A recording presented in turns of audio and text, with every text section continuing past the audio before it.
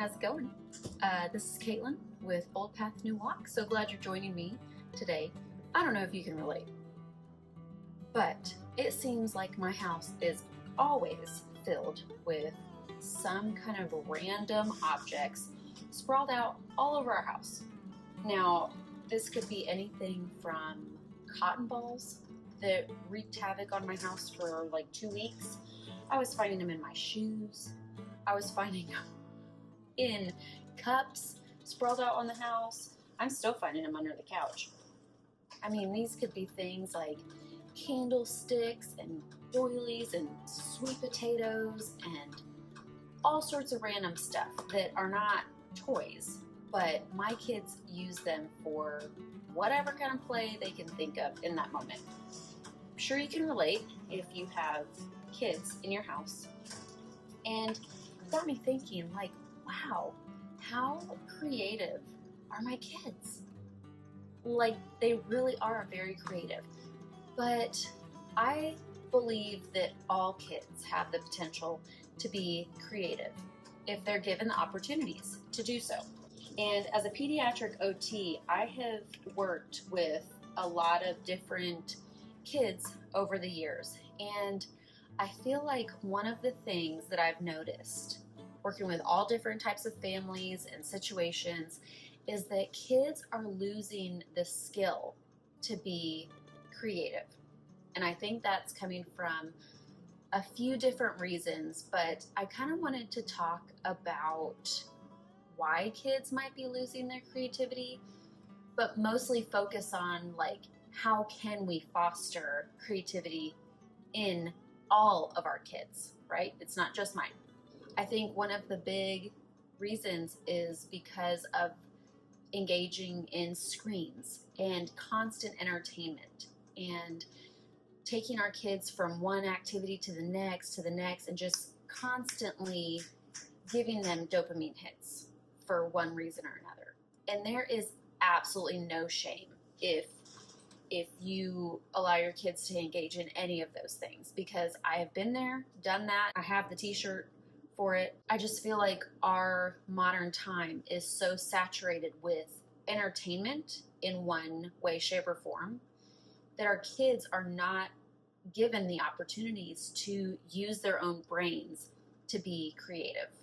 And so I wanted to get on and talk a little bit about how our family intentionally allows opportunities for our kids to be creative.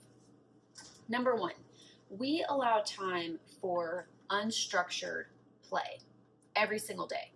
And actually, that's the majority of my kids' time playing is unstructured playtime, where they have the freedom to create and pretend and to be kids and do weird things with a lot of weird random stuff. I have to admit, mom fail. I did not teach our daughter how to braid. She taught herself how to braid. And that was through creative play. She had the freedom to figure it out on her own. And then one day she braided something and I was like, how in the world did you learn how to do that? She taught herself, which was pretty awesome. Another thing is prioritizing creative play over entertainment. I very rarely plan activities for my kids to do at the house. Now, granted, we do go out and we go to the library and we go to the park and we do extracurriculars outside of the home. But when we're here, I very rarely plan anything for them to do any kind of structured activity. We love reading books together. We sometimes do crafts, maybe when it's like a holiday or something, but most of their time is spent using their brains and then exploring all on their own. The next point I'm going to make might hurt a little bit, but that's okay. We're all having growing pains, right?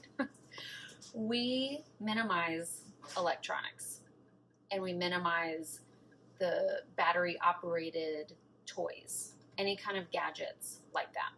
Anything that can distract or diminish a kid's imagination, we try to limit that as much as possible. Now, don't get me wrong, we do like family movie nights sometimes, like maybe once, twice a week. But other than that, our kids, we don't give them like the battery operated toys. We don't give them screens. And there's absolutely no shame if you do. There was a season of my life where I was healing from, uh, a really terrible health crisis, and that was my only option, was to stick our kid in front of a show for 3 times a day. So sometimes, depending on what season of life you're in, I get it. I get survival mode. I get being in the trenches. But when you give a kid like a random object or a toy that doesn't light up or sing an annoying song 1,000 times, they actually are able to come up with those things all on their own. And they come up with different uses for those toys, and they're able to use their creativity to make the random loud dinosaur noises in 20 different ways. They don't need something battery operated to be able to do that. We encourage boredom in our house. I don't know about you, but I am a product of the 90s, and I feel like I was bored all the time. I vividly remember my mom always saying, go do something.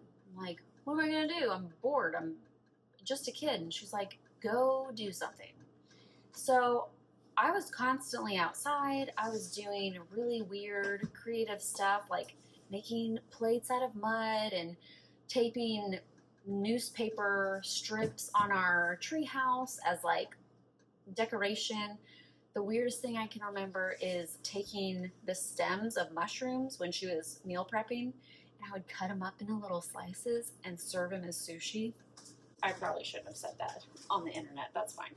But when I allowed my mind to wander, it really helped it flourish to just come up with things that I wouldn't have otherwise thought of.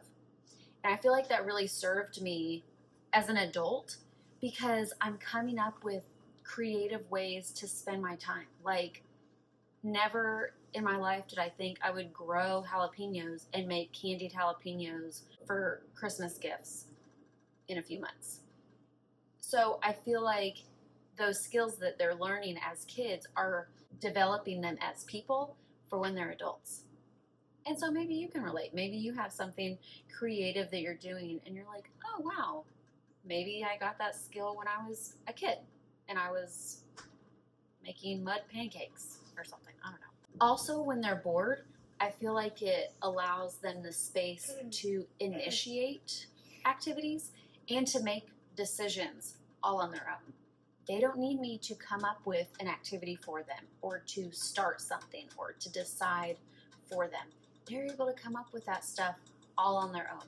And those, I know they're valuable skills that will lead them into teenage years, young adulthood, all the way until they're old. When you can initiate something on your own and make your own decisions without relying on somebody else, that's wonderful. And finally, I actually let our kids play with my personal things. So this could be like house decorations, candlesticks is coming to mind, cooking utensils like rubber spatulas or tongs, or my little masher that I have right here. Obviously, this can be used as a weapon, so proceed with caution. My clothes, my gardening hat, they love playing with my personal things. And I allow them to do that to an extent. I don't let them play with everything because there are some things that I don't want broken or messed up forever. But I take these opportunities to teach them about responsibility and stewarding things well. And it really, I feel like it encourages my kids when I trust them to do something and they take responsibility for things, when they learn to put things back where they go. But it's also just fun seeing them play with my stuff in just a really unique way that I never would have come up with. That is what I'm talking about. That's right. Smart girl. So here are a few thoughts that I want to leave you with.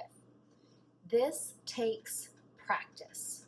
When you go from a modern day perspective of constantly entertaining us and kids, it takes practice to shift that mindset. It's easy to use the convenient methods, but we have to consider, what do our kids need versus what do they want? Obviously, they want those dopamine hits with the screens and the entertainment and the activities. But something that they need is to be challenged, to be stretched, to grow in certain ways. Now, I will say this too. There are appropriate times for entertainment. Like I said before, we do occasional family movie nights. And when my kids go over to somebody else's house to play, I'm not constantly micromanaging them to not look at a screen or not play with that weird, annoying gadget. There's room for that. Everything in moderation, right? Most things in moderation. But this isn't something to obsess over, because there are appropriate times for it. But, you know, our default is to have creative play over entertainment. And finally, the intent behind this is not to overwhelm you. I really, truly, at the bottom of my heart, want to encourage you to take a step further in this. How are your kids playing creatively on a daily basis or a weekly basis? Okay, so start where you're at, and how can you take a baby step forward to allow them more opportunities for creative play?